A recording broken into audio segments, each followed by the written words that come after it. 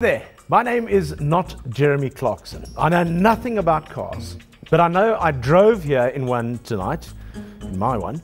It contains some steel, there's a bit of platinum in there, it consumes oil derivatives, it drives down roads that are lit mainly by coal-powered lighting, paid for by a currency that was derived from gold. I got here and thought to myself, thank goodness CNBC relies on three guys on a bicycle to keep going, and we don't rely on resources apart from the human ones. Head of Metals and Energy at Rand Merchant Bank is Bevan Jones. He's our guest tonight on Mansfield's Money Sense. Are those the major metals that we are looking at here, Bevan? Are there any others we need to throw into the mix? Well, there's a few others, iron ore and things like that, but those are sort of more esoteric. They haven't really been commoditized yet. Those are the key things we trade these days. Yeah. Okay, esoteric commodities. I don't even want to go there. Okay, yeah. Let's take a look at some of these things and get your views on where they're going. Probably the most important to us would be gold. Am I right? Yeah, I think gold has certainly been the most interesting from a South African perspective. We're obviously one of the major producers, so and we're used to trading gold. We've always known what the spot price of gold is doing, etc. Yeah. And you've seen now, I think, with the financial crisis we've had over the last couple of years, you've seen people obviously running to gold as the traditional safe haven. But those financial investors coming into the market have actually distorted the underlying fundamentals of the market because, you know, let's face it, gold is not really that well used. It's just a store of value. It's perceived value.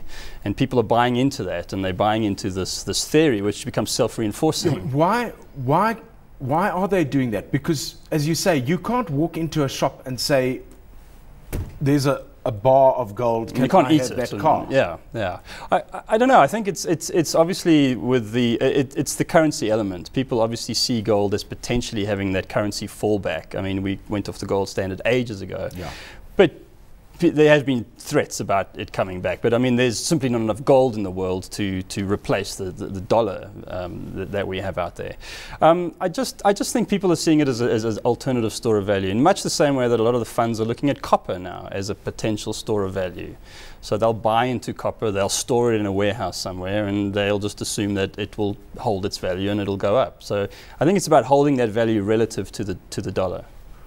So these guys are actually, I'm trying to get my head around this. There's an oak out there who goes and buys a hobo of copper, yeah, and takes a warehouse, puts it in there, presumably gets a security company to walk around and around and around it, in the hope that in 2 years' time the copper price is 20% higher and he can then sell that copper. Yeah, yeah. I mean, in commodities normally we have what's the forward curve. It's a forward-looking prices for a couple of years out, okay. And if the forward prices are higher than the spot prices, the current price you can get now, it's called a market that's in contango, and it's just normally you would expect prices to be higher in contango. Where do you actually get these words from? I'm not actually sure where that comes from. Who sat there? I swear, this is what happens. They sit in a pub. All these guys, they sit around, they go, okay, when the prices go up, what should we call it? Okay, let's call it a contango. Yes, there's a good one, a contango. Well, and then the difference between crude oil and diesel, the refining process is called the crack. So the difference in price is called the crack spread, you know. No, wait, hang on. This is there are some serious people who watch this show. Okay, so let's not start going down that road. So but it's only a few minutes into the show. Look at you. You would expect prices in future to be higher because normally, obviously, if you're going to be buying copper, you're going to store it. Yeah. There's a cost of storage, and obviously there's interest rates involved as well. So you would expect forward prices of commodities to naturally be higher. But often when commodity prices run up, as they have in copper, for instance, the spot price is often higher than forward prices. So the curve then is in what we call backwardation, and where people, you know, the traders are obviously thinking that this is as good as it's going to get for now. So they're trading forward contracts at a lower price than they're trading spot contracts. And normally that happens when you see a squeeze in these commodities. Because there's only a limited amount of storage space as well. So, you know, if Tom, Dick and Harry want to store copper, Harry might lose out because he doesn't have an LME approved warehouse that he has access to. So he'd have to, you know, sell it on the market. Okay. Gold, coal? Yeah, coal is a commodity as well. It's traded in a much more, it's not traded on exchange as much, it's traded sort of over the counter between counterparties. But obviously you've got, you know, spot prices, and Eskom will buy at a price that they deem is a fair return to investors. And then we have the export market in coal, which is where your German utilities have to buy coal. It's where the Indian buyers have to buy coal, and they're obviously paying a much higher price for coal.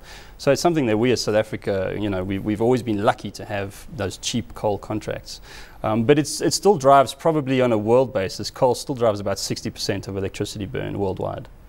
If you look at volumes of commodities that we export in South Africa, coal, I would imagine, would be one of the top ones there by volume. By volume, absolutely, yeah. I mean, Richards Bay can probably do about 65 million tons. But as a revenue earner, it's also pretty high as a source of GDP.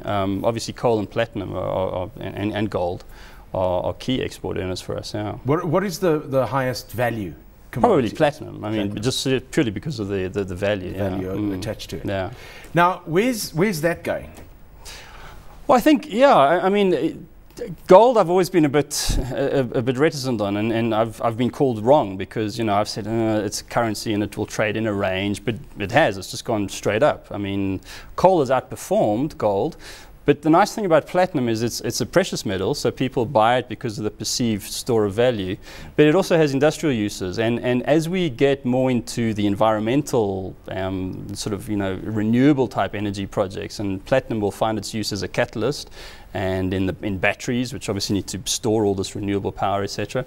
So I think platinum's got a much brighter future than gold when the world returns to normal, and people are not as worried about that store of value. When is the world going to return to normal? I thought it just came about commodities. Look, I think we've got to be getting out of it. I mean, I've been saying for the last year now that it's a slow grind, and I still think we're in this slow grind process. The supply of credit has evaporated from the market, and the Federal Reserve banks around the world have obviously counteracted that by flooding the market with dollars, and that has to now balance out, and the supply of credit has to increase. And then the US obviously has to manage their currency very delicately as they withdraw that stimulus. So I think we're in an equilibrium point right now. But unfortunately, what we've seen is a huge amount of other types of investors come into the commodity space, where it's not just producers and consumers anymore. You're seeing these funds, and they've got quite a big appetite for commodities because they obviously see it as a leading indicator of inflation. So they want their inflation-linked hedge. And of course, by them going into the market, they're driving prices up higher. Okay, wait, hang on. No, you're losing me here. So you've got these funds. They're buying into commodities. And that, to me, is then, you're saying, is driving the price of commodities up. Yeah. It's a big problem. If you take something like the oil market, for instance, it's a financially traded market on the futures exchange, on the New York Mercantile Exchange. So any fund, you can come in, I can go in, we can buy an oil contract. RMB has just listed an oil note on the JSE, which tracks the New York Exchange price in rands. So if you thought oil prices were going up, you can go and buy the oil note, which is linked to the future. And that gives you exposure to the entire oil market, not just, like, for instance, a Sasol. Where do you find this oil note on the JSE? I think it's called Oil RMB. It's effectively a share that trades. So any share trading platform, you'll be able to pick it up from, yeah. Oil RMB. Yeah. Now, the problem is, of course, it has the currency element linked to it. And typically, when commodity prices go up, it means that the dollar is getting weaker, which means the rand is getting stronger. So because it's priced in rands, you have that slight dampening effect. But you'll still see, A, it'll give you protection against the rand depreciating, and B, it will give you upside exposure to the oil price. But we'll get to oil in a moment, because that, I think, affects you and me more directly than a lot of the other ones. Well, I mean, every week in our fuel tank. Yeah, exactly. But a question from Trevor in Harare. And I actually think this is I think I know this, Trevor. I think I know exactly who you are. I actually had beers with you at the Harare Country Club about 2 weeks ago. He says, how are you doing, my bud? He says, I'm holding on to Kruger Rands. In view of opinions expressed tonight, should I be looking at selling? Kruger Rand's up there. It's again, it's around priced the in 1,000 Rand mark, aren't they? Well, yeah, I mean, gold, gold, you're looking at that sort of $1,300, $1,400 level, and then you multiply that by your Rand dollar exchange rate. So again, it's priced in Rands.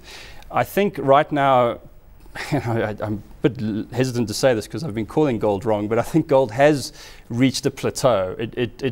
Something really bad needs to happen in the world for gold to really run again. And if something bad doesn't happen, I think we will start seeing an exodus out of these funds will start getting out of gold because there are simply going to be better investments out there, better returns out there, like oil, for instance. I would sell gold and buy oil at the moment. And if you're doing it in Rands, you're effectively taking out that currency exposure. You just then have the gold and the oil exposure. So that's a spread trade.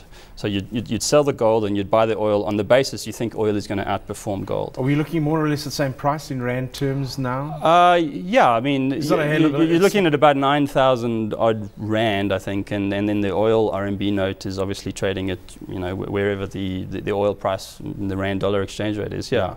It's a retail product, so it's sized to be able for retail investors to be able to. If you want to be safe, would you hold on to some gold and buy some oil? David Shapiro was saying last week, 1 Rand on the Joburg Stock Exchange. If you've got the money, take 1 Rand offshore and put it into an offshore fund.